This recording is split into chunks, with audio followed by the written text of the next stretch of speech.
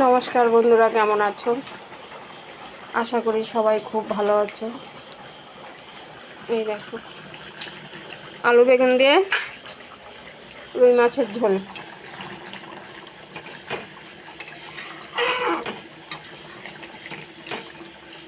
মশলা দিয়েছি তোমার আদা জিরা লঙ্কা বাটা, আর একটু ভাজা জিরা ডলে দিলাম। এখন তরকারি হয়ে গেছে, নামিয়ে নেব। কালার দেখো বন্ধু, তরকারির খুব সুন্দর কালার আসছে।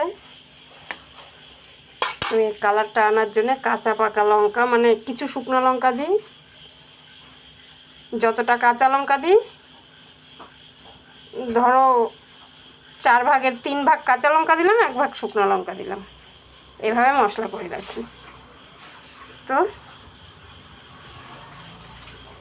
ভিডিওটা এই পর্যন্ত, আবার দেখা হচ্ছে নেক্সট ভিডিওতে। সবাই ভালো থেকো।